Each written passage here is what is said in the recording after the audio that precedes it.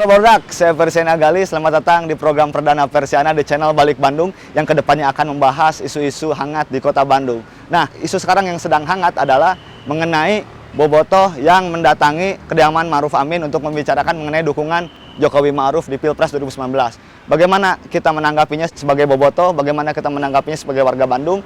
Alhamdulillah, saat ini saya berhasil mendatangi salah satu ex-jurnalis yang juga kolumnis di beberapa media massa dan juga sekarang menjabat sebagai peneliti hukum olahraga. Siapa dia? Dialah Eko Maung. Ini orangnya. Halo, Mang. Gimana? Gini, Mang. Ada. Kat dulu. Alah, santai lah, we. Jadi, beruntung, Barudak, karena saya bisa mendatangi Mang Eko Maung yang sibuknya luar biasa ini. Mang Eko Maung yang biasa disebut Mang Eko Macan, Mang Eko Singo, atau Mang Eko Woyo, atau apapun itu. Ya, Eko Beruang Madu. Eko Beruang Madu juga. Jadi di mana dia berada, di situ dia dijuluki. Apa tanggapan Mang Eko pertama kali membaca itu dan mendengar itu? Biasa saja, tapi agak sedikit terkejut ya. Nah, karena udah jauh-jauh nih, Galih datengin saya ya ke sini, tentunya harus ada jawaban yang komprehensif ya, menyeluruh. Ini juga perlu nih buat teman-teman ya yang nonton kita ngobrol, bahwa mungkin nanti jawaban saya akan sedikit berbeda sama kebanyakan teman-teman gitu. Karena apa? Karena saya udah perhatikan nih komentar-komentar yang rame ya di Twitter, di Instagram, bahwa kebanyakan teman-teman kita ini bobotoh gitu ya, kebanyakan mungkin reaksinya itu menanggapi mereka ini adalah orang-orang yang menganggap mungkin politik itu ya sekarang-sekarang mungkin ya sebatas Jokowi, Prabowo, sebatas Gerindra, PDIP, sebatas cebong, kampret gitu ya. Kalau saya bukannya menguasai atau lebih paham, cuma kebetulan studi saya itu kan hukum tata negara ya. Hukum tata negara juga salah satu subnya itu kita belajar politik gitu ya. Jadi kalau teman-teman politik itu mungkin karena tren, karena kekinian, kalau saya belajar politik udah belasan tahun ya. S1 saya, S2 saya belajar politik, dan pekerjaan saya sehari-hari di kantor itu juga tentang politik gitu. Makanya kalau teman-teman lihat di medsos saya tentang cuitan, tentang di Instagram, itu justru heureuy gitu loh. Karena ngapain kalian serius-serius sampai marah-marahan, bertengkar, kok saya ikut-ikutan gitu. Justru saya kalau di medsos-medsos, heureuy sebetulnya ya. Jadi saya ngerasa nggak perlu serius. Tapi kalau sekarang, serius satunya. Kan Imah YouTube. Aku udah serius. Kenapa tadi ada ngomong, awalnya saya kaget, bukankah ini menjadi hal yang biasa ya? Iya, karena jujur saja itu bodoh gitu ya. Jadi bodoh sekali gitu. Bodoh? Jadi nanti saya makanya jelaskan ya. Jadi saya bukan bodoh gara-gara nggak setuju atau enggak gini. Ini politik ya, ini politik. Jadi kalau kita artikan apakah politik itu sesuatu yang buruk? Ya enggak gitu ya. Karena apa? Karena politik itu diajarkan di kampus perguruan tinggi kan jurusan ilmu politik ya. Ya berarti sebetulnya bagus. Kan politik itu bisa kita artikan sebagai cara upaya untuk meraih kekuasaan, dan ketika kekuasaan itu didapatkan maka akan digunakan untuk mensejahterakan masyarakat gitu ya. Jadi kita clear, yang namanya politik itu bagus sebetulnya ya. Nah, yang nggak bagus itu ketika orang menghalalkan segala cara dalam politik gitu ya. Nah, dalam politik itu sebetulnya ada korelasinya sama sepak bola ya. Jadi salah satu variabel terpenting dalam politik adalah popularitas ya. Dan sepak bola punya itu. Sepak bola adalah permainan paling populer di muka bumi ya. Berarti benang-benangnya di situ, popularitas ya. Di politik popularitas penting, dan sepak bola memiliki popularitas itu gitu ya. Lalu seorang politisi punya kecenderungan untuk menggunakan apa yang dia miliki, apa yang dia bisa untuk meraih tujuan politiknya ya. Jadi sebetulnya sangat bisa dimaklumi ketika seorang politisi menggunakan apa yang dia miliki, termasuk sepak bola.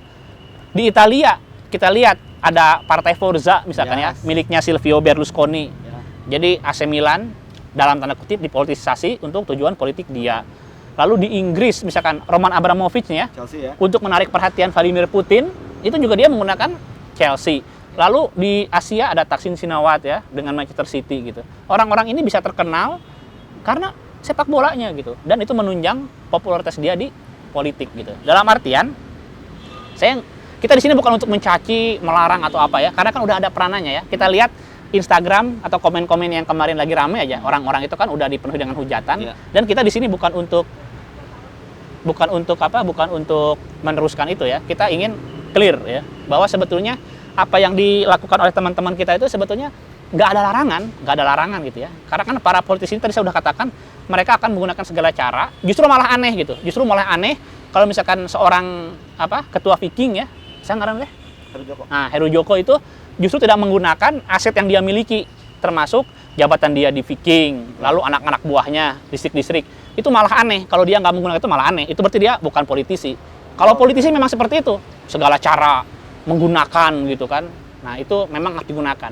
Nah, yang jadi masalah kemarin sebetulnya bukan masalah dia nyuruh anak-anak mendukungnya, itu bukan itunya, tapi mungkin klaim ya, bobotoh kan. Itu jelas kan? Jadi mau disangkal seperti apapun karena ada yang menggelikan, ada statement klarifikasi bahwa oh tidak mendukung Viking gini. Itu malah lucu. Itu malah jadi sasaran empuk buat orang-orang yang kritis ya. Seperti kita lihat di Tirto ID. Itu malah mereka membenturkan. Di satu sisi Viking mengatakan tidak mendukung salah satu calon presiden. Tapi sisi lain ada yang namanya siapa? Rendra ya. Ada yang namanya Rendra itu mengatakan bahwa dia disuruh oleh ketua umumnya gitu ya. Ini kan nggak konsisten. Nah, hal-hal seperti ini malah jadi sasaran empuk buat orang-orang gitu ya. Ada inkonsistensi di suatu organisasi gitu ya. Nah, lalu yang ingin saya tekankan lagi bahwa sebetulnya ketika mengklaim nama bobotoh, tentu saja banyak yang gerah kan, banyak yang gerah nih beberapa hari ini caci maki, terus teman jadi pada berantem ya. Itu kebetulan saya saling kenal sih ya. Walaupun saya nggak bersekutu, nggak terlalu sering nongkrong, tapi saya tahu orang-orangnya juga pada berantem gitu. Menurut saya ini malah kontraproduktif ya, kontraproduktif. Jadi bobotoh yang awalnya itu kan guyup ya, dalam perbedaan segimanapun, misalkan saya beda pendapat banyak sama teman-teman di bobotoh ya. Tapi kalau nonton Persib mah bareng, ke stadion bareng, nggak silih ganggu karena kita ada Persib ya. Jadi jangan sampai hal-hal seperti ini justru menciderai brotherhood-nya bobotoh gitu ya. Satu lagi nih. Jadi masalah bobotoh ini kan semua orang bisa menilai ya. Jadi semua orang boleh melakukan hal apapun, termasuk hal-hal bodoh seperti itu gitu ya. Tapi dia punya konsekuensi. Setiap orang boleh menilai. Akhirnya ketika bobotoh yang lain nggak merasa terusik, gerah gitu, judgement kan langsung dicaci maki dan lain sebagainya. Itu juga harus mereka terima konsekuensi gitu ya. Nah, apa sih batasan dalam hal-hal seperti ini? Ini bukan aturan, bukan hukum yang secara tegas gitu ya. Karena memang nggak ada larangan. Wah, tidak larang menggunakan embel-embel sepak bola untuk politik, nggak ada. Tapi yang menjadi batasannya itu adalah etika dan moral.